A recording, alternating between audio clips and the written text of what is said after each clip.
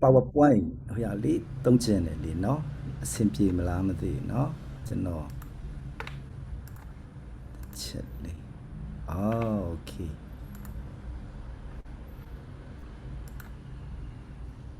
amen ရှေးစွာသခင်ယေရှုနာမ၌မင်္ဂလာပါလို့နှုတ်ခွန်းဆက်ချင်ပါတယ်နော်ဒီနေ့စာသုံးခြင်းထဲမှာသခင်ကိုပဲကျွန်တော်တို့မျှော်ကြည့်ဖို့အတွက်ဖြစ်ပါတယ်လို့ကျွန်တော်တို့အထူးတကွဂျေဇုတော်ကိုချီးမွမ်းမယ်နော်ခင်ယေရှုကိုရောကိုကျွန်တော်တို့အမြဲလိုအပ်ပါတယ်ဒီနေ့ကိုရောထံပဲကျွန်တော်တို့သိုးဝင်ပါတယ်သခင်ဖျားကိုရောရဲ့တန့်ရှင်းတဲ့မျက်မှောက်တော်ထဲမှာသာသမီတရားချင်းစီတိုင်းကိုကိုရောကျွေးမွေးမဲ့နှုတ်ကပတ်တော်အတွက်ကိုရောကိုချီးမွမ်းပါတယ်သာသမီတရားချင်းစီတိုင်းလဲမွေ့လျော်ဝမ်းမြောက်လိုပါတယ်သခင်ဖျားကိုရောဘက်ကိုသာသမီတို့ရဲ့ဝိညာဉ်လက်ပြန်ပါတယ်သခင်ပဲတည်းရဲ့ပီတိရဲ့ကျွန်တော်တို့ကိုယာယူတော်မူပါသခင်ယေရှုနာမတော်မြတ်၌ဆုတောင်းစက္ကန့်အနံပါ၏ဖျားအာမင်ကျွန်တော်အနေနဲ့ဒီနေ့ခေါင်းစဉ်အနေနဲ့ပေါ့နော်ခေါင်းစဉ်ကတော့ကျွန်တော်ဖျားသခင်နဲ့သိုးတငယ်ဤပလင်းဆိုပြီးမှเนาะခေါင်းစဉ်လေးကျွန်တော်တို့ဒါနဲ့ပတ်သက်ပြီးမှဒီနေ့ညစာသုံးနှလုံးသွင်းဆင်ခြင်ဖို့ရန်အတွက်ခေါ်ဖိတ်ကြိုဆိုခြင်းပါတယ်လို့ဒီကထွက်သောအသက်ရည်စီးရမြစ်ကိုကောင်းကင်တမန်ဒီငါအားပြလေ၏အာမင်ဆိုတော့ဒီထဲမှာသခင်ရဲ့ကျွေးမွေးခြင်းထဲမှာဘာတွေ့ရလဲဆိုတဲ့အခါမှာဖယားသခင်နဲ့သိုးတငယ်ရဲ့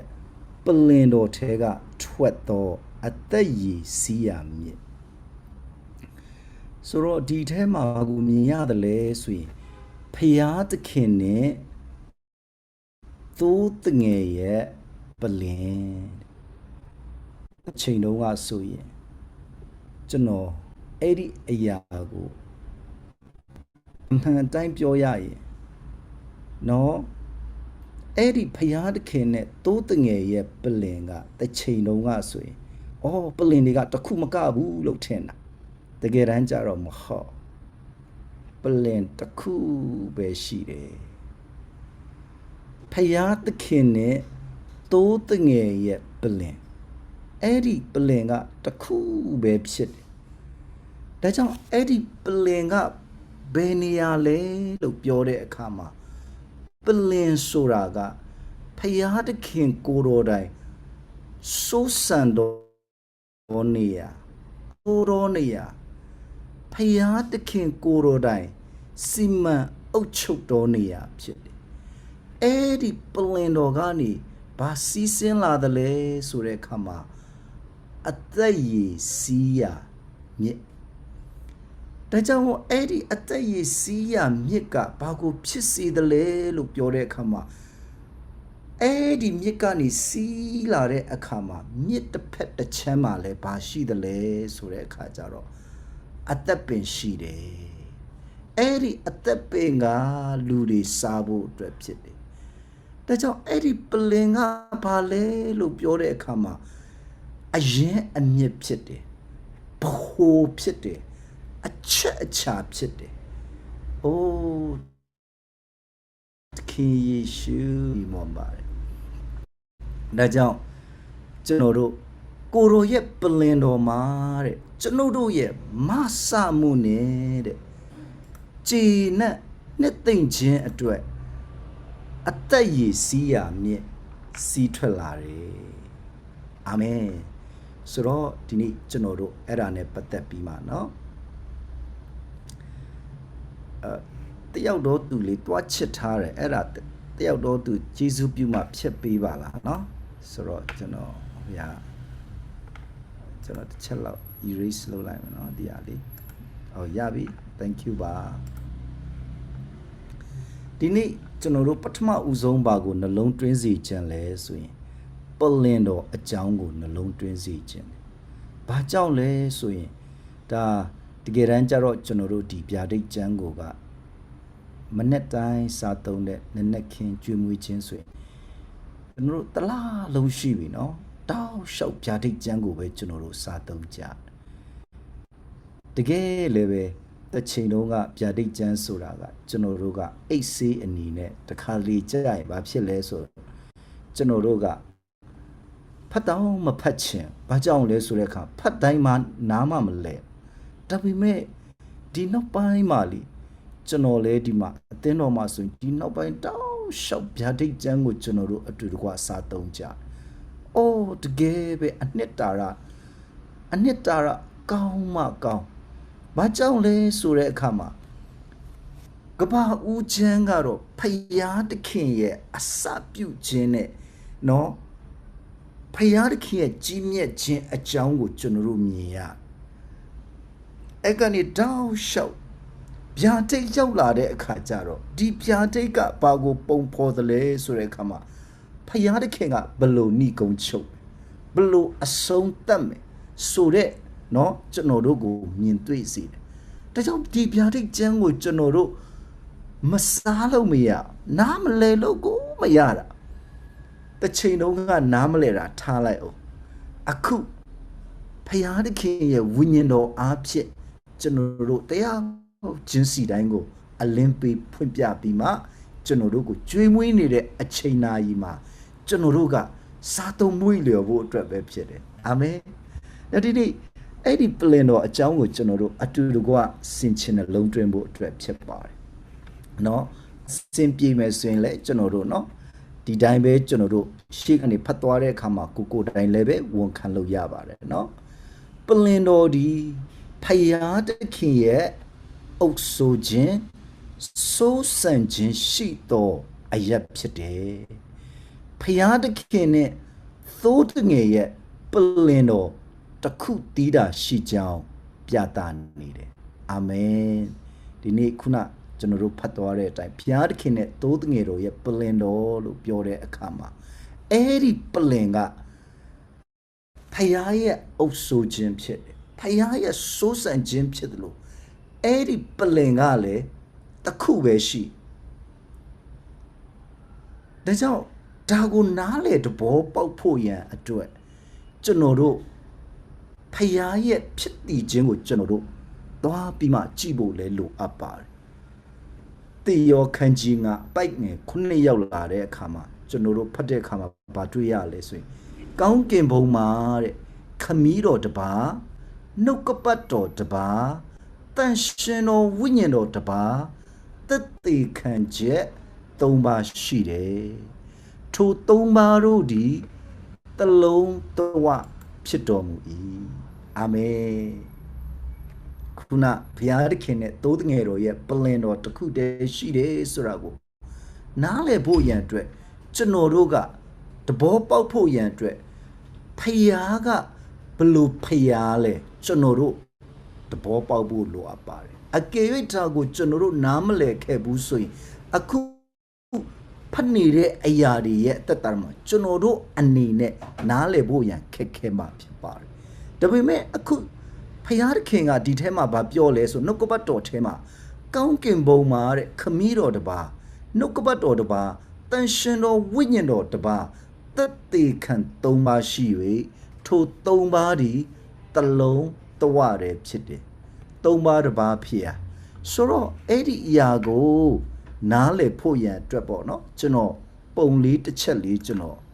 Demai, look happy, deep only, cheesy Jimba. So, Tomaraba Piago General Niende Akama General Deep Onliga, General Miaji Ataku Puzia Down Sheet. So, Ditema, General, no, Dima, Yitare at time bay, General Sawine Chel, a Sawine Ponline, Tombo Ligo, Dima, Tuyama Pit. So, Ani Yanga, Camido goza Pew. Pero Apia Yanga, no Copatogo goza Pew Bima. Awa Yanga, Winyanogo goza Pura Pipa. So deep on Tema General Chile Akama Ani Yanga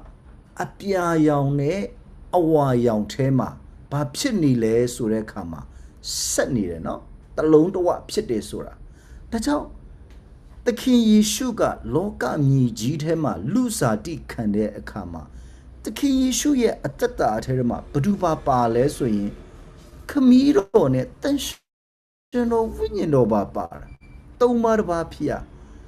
ဆိုတော့ခမည်းတော်ဟာတားတော်အထဲမှာရှိသလိုခမည်းတော်ဟာတန်ရှင်တော်ဝိညာဉ်တော်အထဲမှာရှိတယ်ထိုနည်း၎င်းတားတော်ဒီလည်းပဲခမည်းတော်အထဲမှာရှိသလိုတားတော်ဟာဝိညာဉ်တော်အထဲမှာရှိတယ်ဝိညာဉ်တော်ဒီလည်းခမည်းတော်အထဲမှာရှိသလိုဝိညာဉ်တော်ဒီလည်းတားတော်အထဲမှာရှိတယ်ဖျားလို့ပြောတဲ့အခါမှာကျွန်တော်တို့အနေနဲ့နားလည်ဖို့ရန်အတွက်နှုတ်ကပတ်တော်ကိုကျွန်တော်တို့ပြန်လာရမှာဖြစ်တယ်ဖျားလို့ပြောတဲ့အခါမှာဖျားသခင်ဒီနံဝိညာဉ်ဖြစ်တော်မူ၏အာမင်နောက်တစ်ခါလေးကြိုက်ကျွန်တော်တို့ကလူလိုသွားပြီးမှထင်တတ်တယ်မြင်တတ်တယ်ဒါပေမဲ့တကယ်တမ်းကျတော့ဖျားလို့ပြောရင်ဖျားသခင်ဒီနံဝိညာဉ်ဖြစ်တော်မူ၏အာမင်ဒါကြောင့်ဒီနေ့ကျွန်တော်တို့တယောက်ချင်းစီတိုင်းက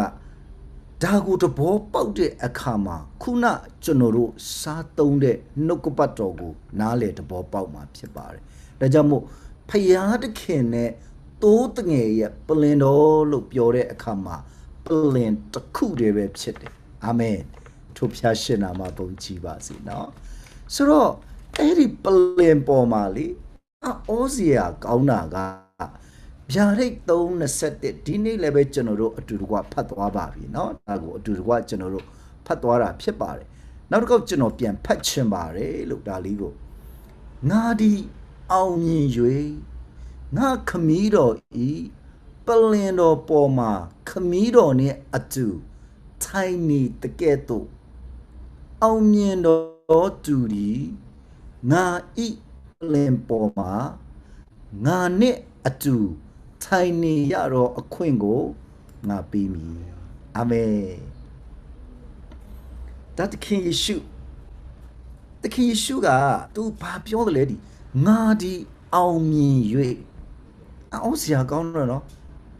တခင်ယေရှုကသူကိုယ်တိုင်လောကမှာစီလွတ်ခြင်းခံရတဲ့အခါမှာသူကိုယ်တိုင်ဖြတ်တန်းရတဲ့အရာရှိတယ်ကြောဖြစ်ရတဲ့အရာရှိအော်စရာကောင်းပါတယ်ဒီနှုတ်ကပတ်တော်ကိုဖတ်ပြီးမှလေအော်ကြည်စမ်းလို့ဒါကြောင့်တစ်ချိန်လုံးကလေနော်ကျွန်တော်တို့တုန်တင်ခြင်းခံရတဲ့အခါမှာသခင်ယေရှုဟာတဲ့ကျွန်တော်တို့လူလိုသွေးသားနဲ့အသက်ရှင်ခဲ့တော်သခင်ဖြစ်တယ်သွေးသားနဲ့စာတန်ကိုအောင်ခဲ့တယ်ဖယားဇာတိနဲ့မဟုတ်ဘူးသွေးသားနဲ့အဲ့လို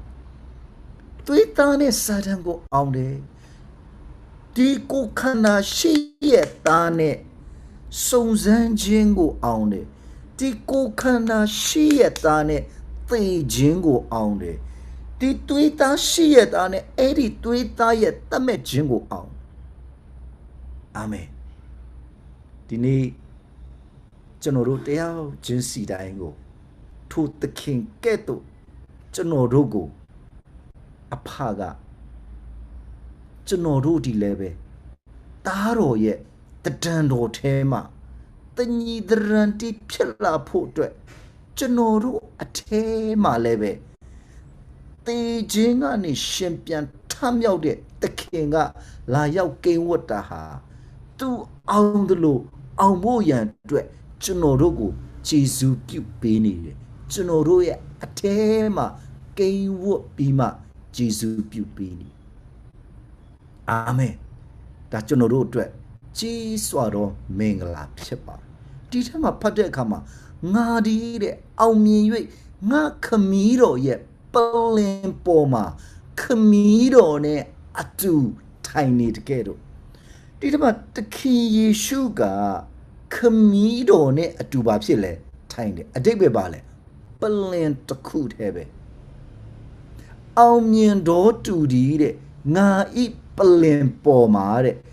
ငါနဲ့အတူထိုင်နေရတော့အခွင့်ကို ငါပေးမယ်အောင်မြင်တဲ့တူကတော့ငါနဲ့အတူဒါကြောင့်အခုကျွန်တော်တို့ကအဲ့ဒီပလင်ကခုနပြောတဲ့ဖယားရဲ့အကြံစီထဲမှာလေဖယားတယောက်ထဲမအုပ်ဆိုခြင်းခုနပြောပြီးပြီပလင်ဆိုတဲ့အနှစ်တာရပါလေစိုးစံတော်နေရအုပ်ချုပ်တော်နေရစီမံခန့်ခွဲတော်နေရဖယားခင်တပါးရဲပဲမထိုင်ခြင်းဘူးဒါကြောင့်ဖယားတခင်ကတူနဲ့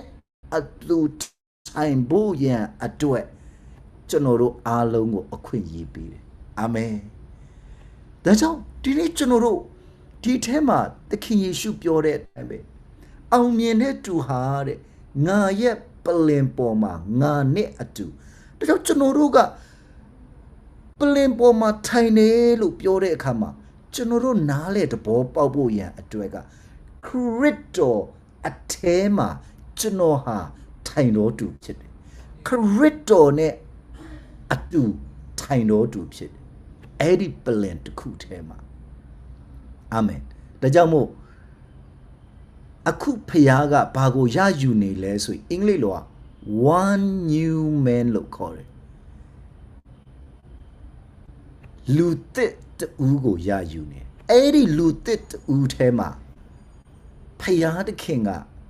ဒီနေ့အောင်မြင်တော်သူအားလုံးကိုထည့်ပြီးမှဒီနေ့ဒီနှုတ်ကပတ်တော်ထဲမှာပြောဒီအတိုင်းအောင်မြင်တော်သူဟာသခင်နဲ့အတူထိုင်ရတဲ့အခွင့်ကိုသခင်ပေးမယ်။အိုးသခင်ယေရှုကိုရောကိုယေရှုတင်ပါတယ်။ဒါကြောင့်အောင်မြင်တော်သူဟာဒီနေ့သခင်နဲ့အတူထိုင်ရတဲ့အခွင့်ဟာကျွန်တော်တို့အတွက်ဆုလတ်ဖြစ်ပါတယ်နော်။ကဲတင်ခြင်းကတော့လှုပ်ရှားမလို့စူးစမ်းစရာလည်းမလို့ကြင်ကြံစရာလည်းမလို့သခင်ယေရှုကိုယုံကြည်လက်ခံတာနဲ့ဖခင်ရဲ့အသက်ကိုရတယ်။ဒါပေမဲ့ဒီနေ့ပလင်ပေါ်မှာထိုင်ဖို့ရန်အတွက်ကတော့ဆုလက်ကလောက်ခရှိတယ်ဒီတပတ်နော်ဒီတပတ်မှာကျွန်တော်တို့သူတို့ကနည်းတိုင်းစားသုံးတဲ့အခါမှာကျွန်တော်တို့ဆုလက်အကြောင်းတွေအများကြီးစားသုံးရတယ်။လောက်အားခရှိတယ်။ဒါကြောင့်ကျွန်တော်တို့ဒီနေ့ပလင်တော်အကြောင်းเนาะဒီနေ့တော့ကျွန်တော်ပလင်တော်အကြောင်းကိုပဲအဓိကပြောမှဖြစ်တော့ကြောင်းပလင်တော်ဟာတဲ့အရာခတ်သိမ်းရဲ့အလယ်ဘဟုဖြစ်တယ်အာမင်အရာခတ်သိမ်းရဲ့အလယ်ဘဟုပဲဒါကြောင့်ကျွန်တော်တို့ကလေဒီဓမ္မဟောင်းကိုတွားကြည့်တဲ့အခါမှာဓမ္မဟောင်းမှာဘာတွေ့ရတယ်လဲလို့ပြောတဲ့အခါမှာကျွန်တော်တို့ဣသရေလလူမျိုးတွေဒီကျွန်းခံတဲ့အေဂုတုပြည်ကနေထွက်လာတဲ့အခါမှာမောရှေအားဖြင့်เนาะခေါ်ထုတ်တဲ့အခါမှာဖခင်ကမောရှေကိုတိနတောင်ပေါ်ခေါ်ပြီးမှသူ့ကိုပြတယ်เนาะတဲတော်ဆောက်ဖို့အတွက်ရည်ရွယ်ချက်ကဘာလဲလို့ပြောတဲ့အခါမှာဖခင်ကသူ့လူမျိုးတော်ရဲ့အလယ်မှာကိန်းဝတ်ဖို့အတွက်ဖြစ်တယ်အဲ့ဒီတဲတော်ဆောက်ခိုင်းတဲ့အခါမှာဒီနှုတ်ကပတ်တော်ထဲမှာเนาะထွမြောက်ရာ25အပိုက်ငယ်8-9ထဲမှာဘာတွေ့ရလဲဆိုရင်ငါဒီတဲ့သင်တို့တွင်ကိန်းဝတ်ရာဖို့တန့်ရှင်းရာဌာနကိုလောက်ကြစေတဲ့ငါပြသမျှတော်တဲတော်ပုံတဲတော်တစားပုံနဲ့အညီလောက်ရပါမယ်ဒီတဲတော်ကိုကျွန်တော်တို့ကြည့်တဲ့အခါမှာလေအရေးကြီးဆုံးကဘာလဲလို့ပြောတဲ့အခါမှာဖယားသခင်ကိန်းဝတ်တော်ဗြိညင်တက်တာဖြစ်တယ်အဲ့ဒီဗြိညင်တက်တာကဘာလဲကျွန်တော်တို့ခေါ်လို့ရတယ်လဲဆိုတဲ့အခါမှာဂျေဇုတော်ပလင်ဖယားသခင်ကိန်းဝတ်ရာပလင်လို့လဲကျွန်တော်တို့ခေါ်ဒါကြောင့်ဒီတဲတော်ဆောက်တဲ့အခါမှာတဲတော်ရဲ့အခရာဖြစ်တဲ့ဗြိညင်တက်တာမရှိဘဲနဲ့အဲ့ဒီတဲတော်မှာဘာပဲလှုပ်ဗြိညင်တက်တာမရှိဘူးဆိုရင်အချီးပဲဒါကြောင့်ဖခင်ကပထမဦးဆုံးတဲတော်ကိုဆောက်ခိုင်းတဲ့အခါမှာ စတင်ပြီးမှလှုပ်ဆောင်ရတဲ့အလုပ်တစ်ခုကဘာလဲဆိုရင်ပထမအဆုံးလုပ်နေတာကအဲ့ဒီပရိညင်တက်တာဖြစ်တယ်ကျွန်တော်အနေနဲ့ပုံလေးเนาะတစ်ချက်လေးပြချင်တယ်ဒီထဲမှာကျွန်တော်မြင်ရလိမ့်မယ်ဒီပရိညင်တက်တာအဲ့ဒီပရိညင်တက်တာကကျွန်တော်တို့နားလည်ဖို့ရန်အတွက်ဖယားသခင်ကိန်းဝတ်တော်နေရနှုတ်ကပတ်တော်ထဲမှာဆိုရင်ဖယားရဲ့ရှခိနဘုံတော်နဲ့ကိန်းဝတ်တော်နေရတကယ်တမ်းကျတော့ကျွန်တော်တို့ကြည့်တဲ့အခါမှာတတိယကောင်းကင်လို့လည်းကျွန်တော်တို့ပြောလို့ရတယ်ကျွန်တော်တို့လူအနေနဲ့ပြောမဆွေလူရဲ့အတွင်းဆုံးဝိညာဉ်ဟာဖယားကိန်းဝတ်တော်ပလင်တော်ဖြစ်တယ်အာမင်ဒါကြောင့်ဒီတဲတော်ကိုကြည့်တဲ့အခါမှာ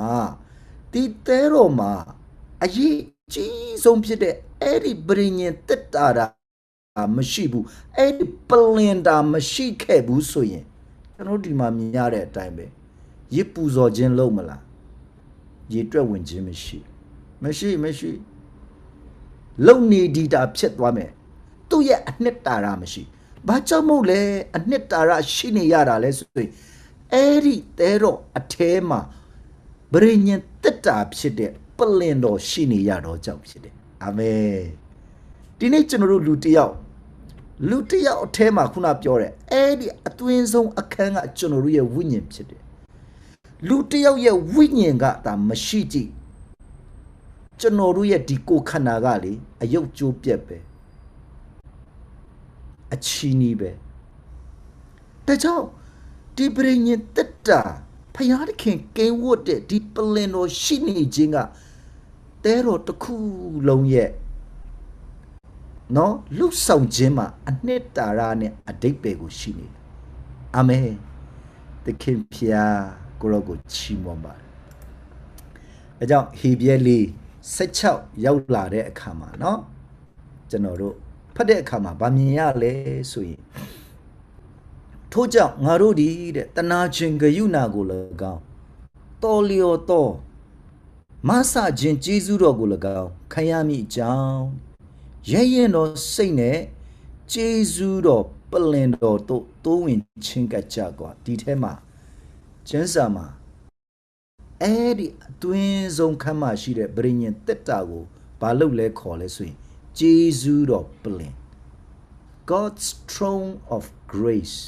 ကျေးဇူးပလင်အဲ့ဒီပလင်ကခုနကျွန်တော်တို့ပြောတဲ့အတိုင်းအရာခတ်သိမ်းရဲ့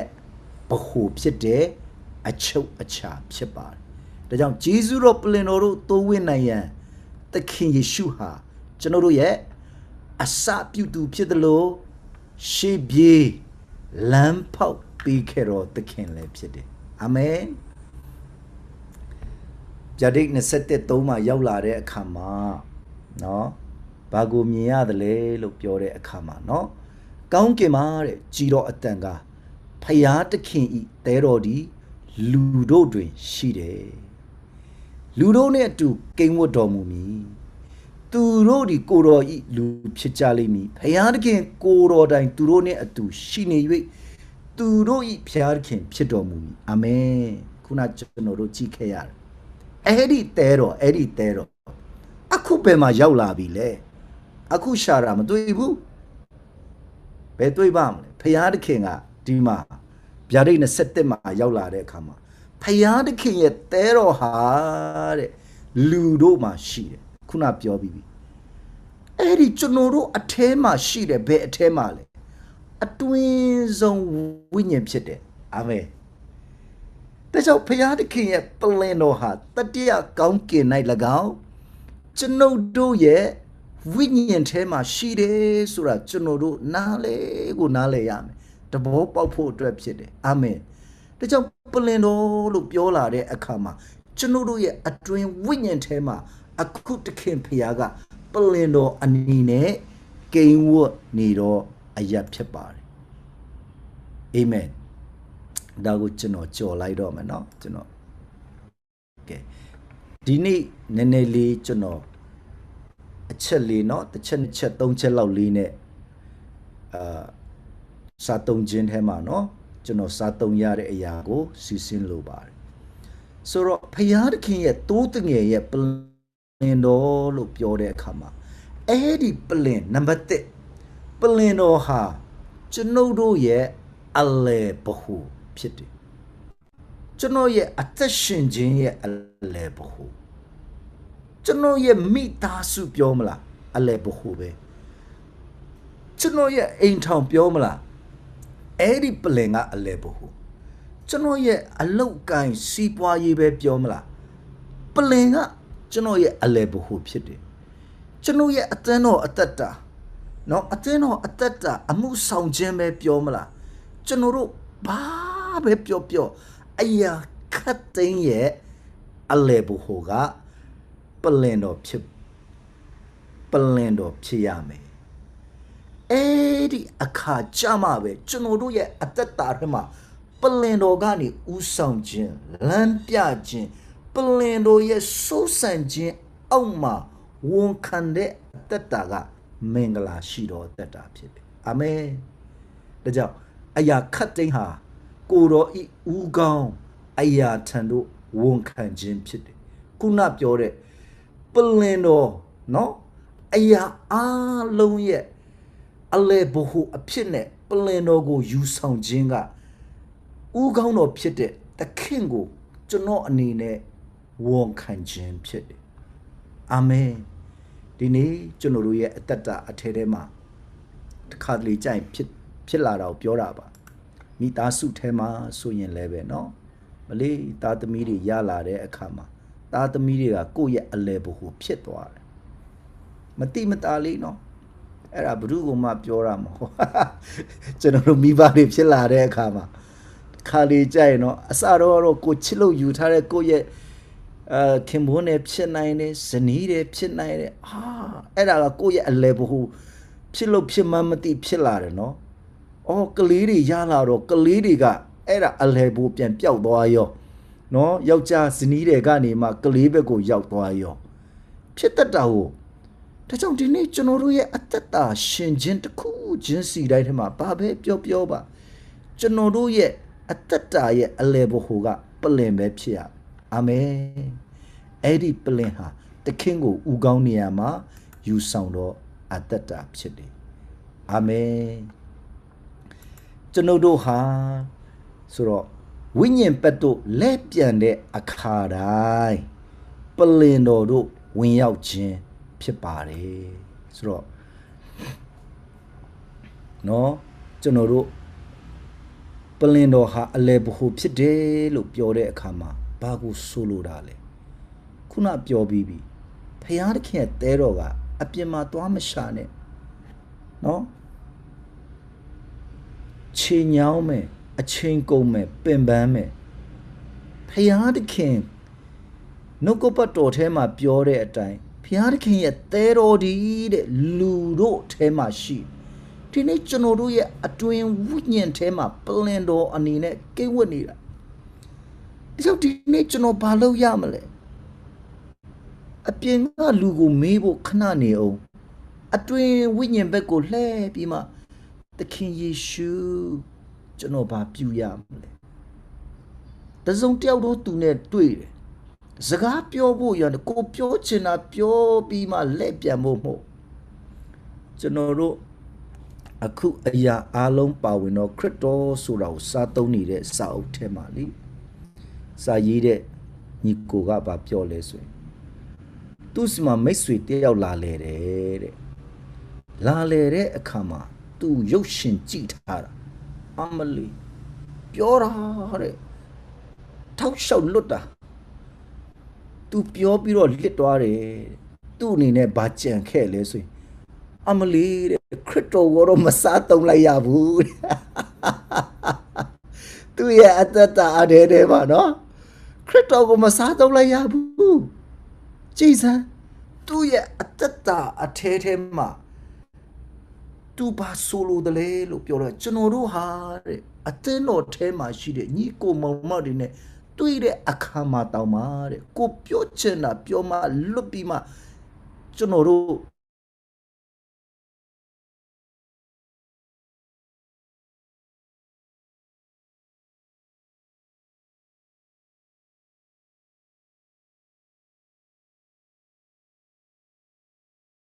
ဘူးဆိုရင်သူတစ်ပါးတွေကိုခွန်အားနည်းစေအရေးမရအဖတ်မရနဲ့သူတစ်ပါးတွေကိုဘာဖြစ်လဲအေးဖယားကိုမွေ့လျော်ဝမ်းမြောက်ခြင်းမရှိတခြားဘာမှအရေးမရအဖတ်မရနဲ့ပဲကြံခဲ့စေဒါကြောင့်ဝိညာဉ်ဘက်ကိုလက်ပြန်တဲ့အခါမှာ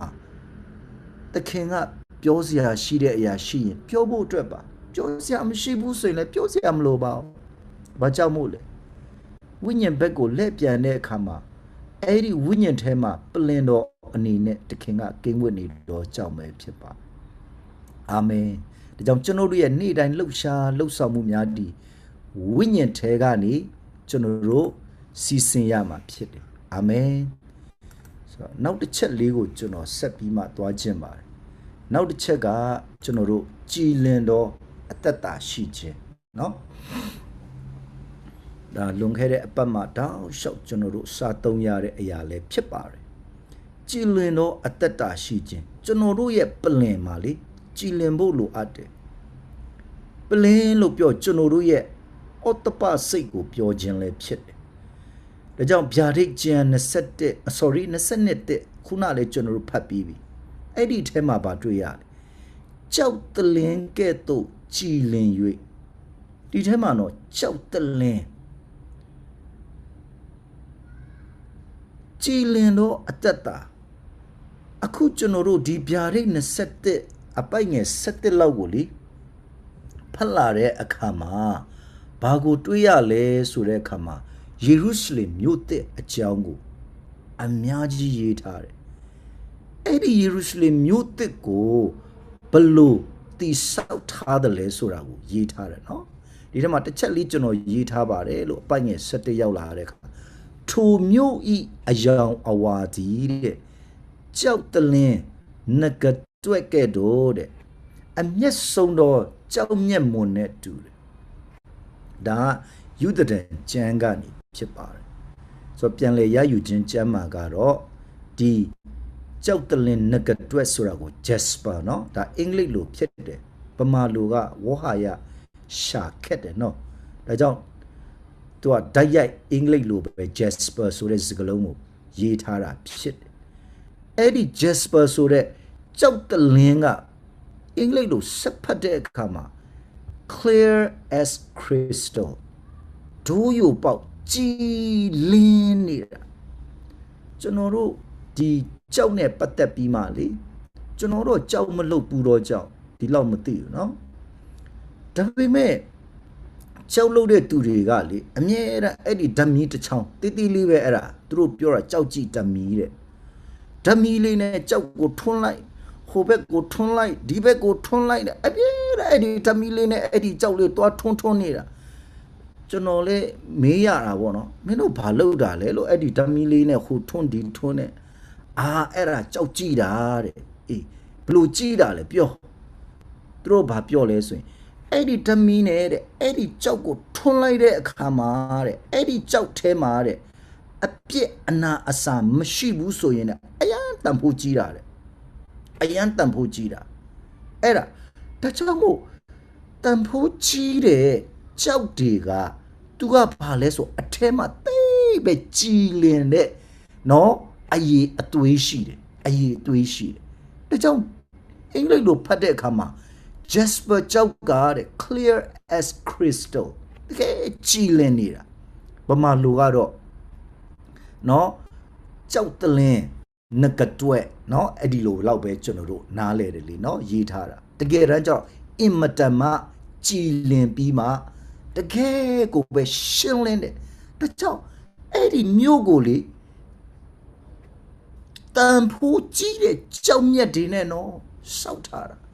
အိုးသခင်ဖျားကိုရောကိုချစ်ပါတယ်ကိုရောကိုချီးမွမ်းပါတယ်ဒီနေ့ကျွန်တော်တို့ရဲ့အသက်တာအထဲထဲမှာဘာကိုဆိုလိုတာလဲဒီနေ့ကျွန်တော်တို့ရဲ့အသက်တာအထဲမှာ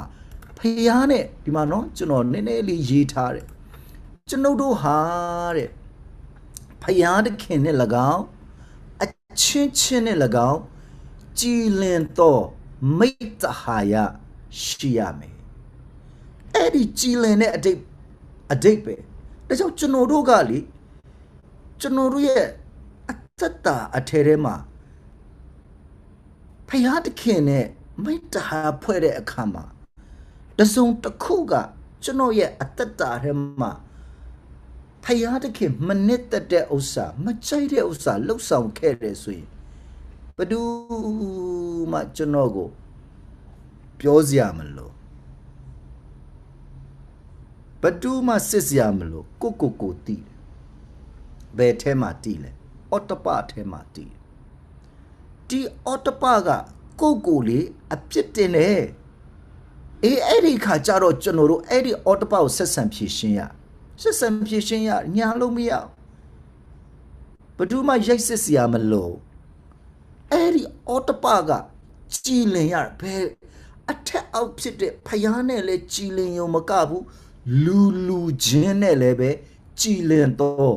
မိတ္တဟာယဒါကလေနေတိုင်းတော့ကျွန်တော်တို့ကဒီအမှုအရာကိုဆက်ဆံဖြည့်ရှင်းရတာဒီမှုရထဲမှာနေတိုင်းခုနပြောတဲ့အဲ့ဒီကြောက်တွေကဘသူကိုပုံဆောင်တာလဲဒီနေ့အသက်ရှင်တော့ကြောက်ဒီနေ့ကျွန်တော်တို့တရားကိုချင်းစီတိုင်းအဲ့ဒီကဲ့သို့ကြောက်မျက်မွန်းတွေဖြစ်လာဖို့အတွက်ဖယားကကျွန်တော်တို့ကိုလုံနေတဲ့အချိန်နာကြီးဖြစ်တယ်အထဲမှာရှိတဲ့ခုနပြောတယ်နော်တန်ဖိုးမရှိတဲ့ကြောက်တွေကအပြစ်အနာစားတွေအများကြီးပဲဘလဘွားပဲအစင်မပြေဖယားနဲ့လည်းအစင်မပြေလူနဲ့လည်းအစင်မပြေဒီနေ့ကျွန်တော်တို့ရဲ့အသက်တာမှာဖယားတခင်နဲ့လူတို့ထံတို့ညီတိအပြစ်တင်ခြင်းများမရှိပဲစင်ကြယ်တော့အောရဘစိတ်နဲ့တည်မြဲနေရန်လိုအပ်တယ်ကျွန်တော်တို့ရဲ့မိုးကောင်းကင်တမိုင်းချောင်းဟာတဲ့ကျွန်တော်တို့ရဲ့အော်တပစိတ်တမိုင်းချောင်းဖြစ်ပါတယ်အာမင်ဒီနေ့ကျွန်တော်တို့ရဲ့မိုးကောင်းကင်ကြည်လင်ဖို့လိုအပ်ပါတယ်ကျွန်တော်တို့เนาะသခင်ယေရှုကိုမရခင်တုန်းကမဲမောင်ပါတယ်ကျွန်တော်တို့အရင်တုန်းကဧဝံဂေလိပြောတဲ့အခါမှာလေစိတ်နှလုံးသားကိုလေပုံလေးနဲ့ပြပြီးမှအကောင်ဘလောင်တွေကလေအပြည့်ကျွန်တော်တို့ရဲ့နှလုံးသားထဲမှာเนาะဝက်လိုမျိုးအကောင်စိတ်လိုမျိုးအကောင်မွေလိုမျိုးအကောင်ချန်တိတ်ကြမစားပြီးเนาะအကောင်တွေအများကြီးပဲဓာမြင့်တောင်ရေးထားတာအမှမဲမောင်နေတာဒါပေမဲ့သခင်ယေရှုကိုရတဲ့အခါမှာတဲ့ကျွန်တော်တို့ရဲ့မိုးကောင်းကင်ကကြည်လင်သွားတယ်အဆက်ရသွားတယ်ဖျားတယ်အာမင်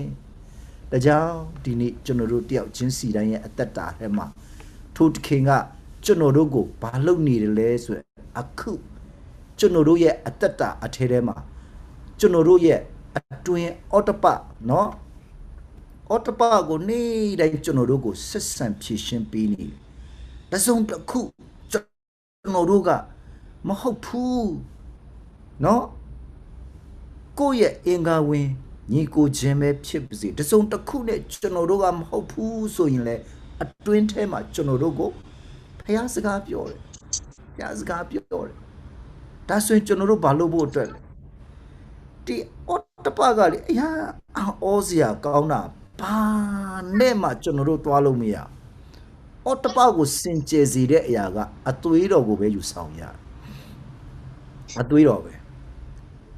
ဒီနေ့အသွေးတော်ကိုခိုလုံလိုက်တဲ့အခါမှာစာတန်ရဲ့ပါဇက်ပေါက်ကိုလည်းပိတ်စေတယ်အသွေးတော်ကိုခိုလုံတဲ့အခါမှာဖခင်ရဲ့ရှေ့တော်မောက်မှာရဲရင်ခြင်းရှိစေအာမင်ဒါကြောင့်ကိုယ့်ရဲ့အသက်တာထဲမှာအော်တပစိတ်ကိုဆက်ဆံဖြည့်ရှင်းတဲ့အခါမှာကျွန်တော်တို့ရဲ့အတ္တကိုလည်းဆက်ဆံဖြည့်ရှင်းရပါတယ်အာမင်ကိုယ့်ရဲ့သွေးသားရဲ့နော်ကိုယ့်ရဲ့ဇာတိပဂတိအရာကိုလည်းပဲသွေးသားအလိုဆန္ဒကိုလည်းဆက်ဆံဖြည့်ရှင်းရတယ်။ဘာကြောင့်မို့လဲ။အော်တပထဲမှာကျွန်တော်တို့ကိုအမြဲတမ်းဖယားကပလင်တော်အနေနဲ့ကိန်းဝတ်ပြီးမှကျွန်တော်တို့ကိုစကားပြောနေတော့ကြောင်းဖြစ်တယ်။အာမင်။နောက်ဆုံးဒီတစ်ခုလေးနဲ့ညီကုံချုပ်ချင်တယ်။နောက်ဆုံးကတော့အဲ့ဒီပလင်တော်ပေါ်မှာထိုင်ရန်ဖယားလူလိုအပ်တယ်။ဖယားကသူတယောက်တည်းမထိုင်ခြင်းသူတယောက်တည်းမထိုင်ခြင်းဘူးဒါကြောင့်မို့ဖယားကဒါကြောင့်ဗျာဒိတ်ခုနကျွန်တော်ဖတ်သွားပြီးပြီအခန်းကြီး3:27မှာသခင်ယေရှုသူပါပြောလေ nga aumien pi ma de khami do ma no khami do ne atu thai de lo de aumien do tu di nga I plen po ma nga ne atu thai ya de akhwin ko nga pi akhu chno ro ko ga phaya ga chno ro tayaw jin si dai ko akhwin yi pi de chain phit de amen da jaung di akhwin yi ga di ni badu ri ya de le so yin aumien do tu da jaung aumien do tu ခုနပြောတဲ့အတိုင်းเนาะကျွန်တော်တို့ရဲ့အော်တပဆိုတဲ့ဆက်ဆံဖြည့်ရှင်းရတဲ့ဝိညာဉ်စိတ်ခန္ဓာသုံးပိုင်းစလုံးထဲမှာကျွန်တော်တို့ဆက်ဆံဖြည့်ရှင်းရဖြစ်ကြော်ရအာမင်ဒါကြောင့်ကျွန်တော်တို့တရားချင်းစီတိုင်းဒီနေ့တခင်ဖယားကသူကကျွန်တော်တို့ကိုလမ်းဖောက်ခဲ့ပြီးပြီเนาะသူရဲ့လူစားတိခံခြင်းအသေးခံခြင်းရှင်ပြန်ထမြောက်ခြင်းနဲ့တက်ကြွခြင်းအဖြစ်ပလင်ပေါ်မှာနော်တခင်နဲ့အတူထိုင်နိုင်ဖို့ရန်အတွက်ကျွန်တော်တို့ကိုရှေ့ဆောင်ခဲ့ပြီးလမ်းဖောက်ပေးခဲ့ပြီးဒါကြောင့်အခုကျွန်တော်တို့နေ့တိုင်းကပလင်ပေါ်မှာထိုင်ဖို့ရန်အတွက်အခုဖခင်ကျွန်တော်တို့ကိုဘာလုပ်နေလဲဆိုရင်ဖခင်ကလူလာဖြစ်တာကလူဖြစ်တော့ကျွန်တော်တို့ကိုဖျားဖြစ်ဖို့အဲ့ဒါအင်မတန်မှအရေးကြီးတယ်ဖျားရဲ့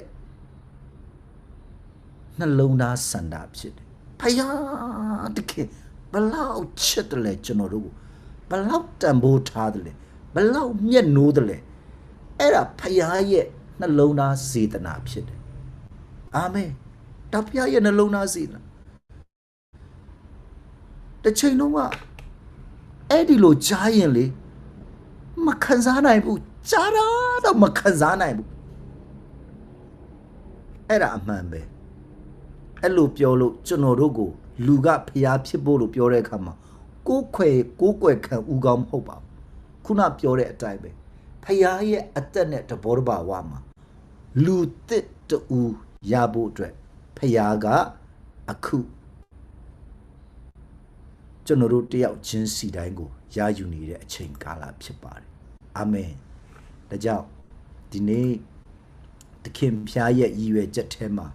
မိမိကိုယ်တိုင်ကိုလူနဲ့ယောနောပေါင်းစည်း၍လူအဖြစ်သူညီစွာဖြစ်လာရန်နဲ့လူကိုအသက်၌တဘောတဘာဝ၌ထင်ရှားခြင်း၌ကိုတော်ကဲ့သို့ဖြစ်လာရန်ဖြစ်ပါတယ်တဲ့ကိုတော်ကဲ့သို့သူညီလာစေရန်ကျွန်တော်စားသုံးရတဲ့เนาะရာသခင်ကြွေမွေခြင်းထဲမှာလွန်ခဲ့တဲ့အပတ်မှာစားသုံးရတဲ့ဥစ္စာစာပိုက်လေးတို့နည်းနည်းလေးဖတ်ချင်တယ်ဟာလားဘလောက်ထိဘုရားသခင်ရဲ့မေတ္တာစေတနာကောင်းတယ်လဲဆိုတာတမန်ကျမ်းစာ၌တဲ့ဘုရားသခင်နဲ့လူတို့ရဲ့ဆက်နွယ်မှုဆက်လင်းပြီးမှတဲ့နဲ့နဲသောစဉ်းစားမှုတစ်ခုရှိတယ်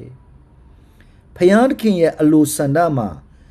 လူဖြစ်တဲ့ကဲ့သို့ဖြစ်လာရန်နဲ့လူကိုကိုယ်တော်ဖြစ်တဲ့ကဲ့သို့ဖြစ်လာရန်ဖြစ်သည်ကြည်စမ်း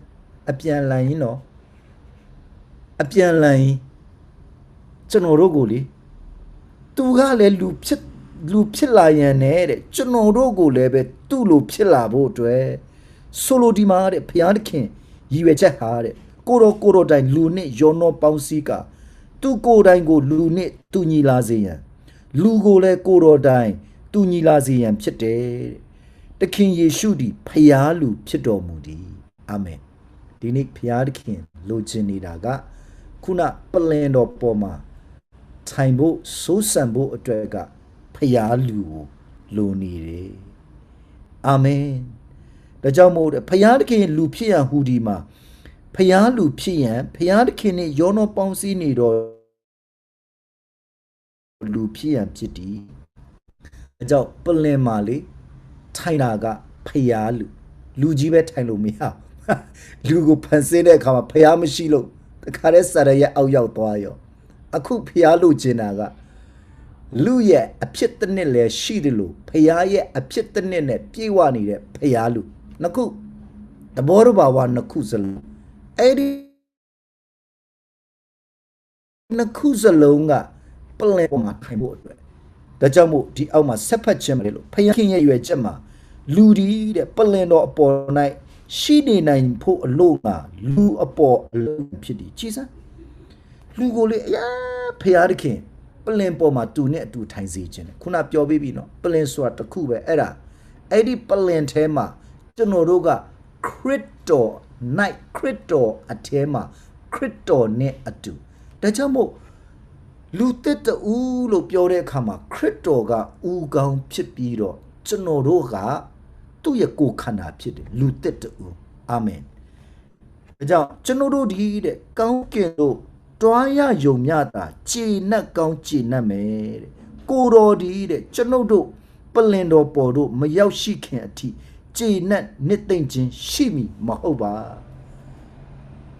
ကျွန်တော်တို့ကရတဲ့ကောင်းကင်ရောက်ရင်ပြီးရောကတင်ချင်းရရင်ပြီးတော့ဒါနဲ့ပဲ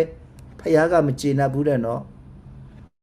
ပလင်ပေါ်ထိမရောက်မချင်းဖခင်မခြေနှက်ဘူးအိုးသခင်ယေရှုကိုရောကိုယေရှုတင်တယ်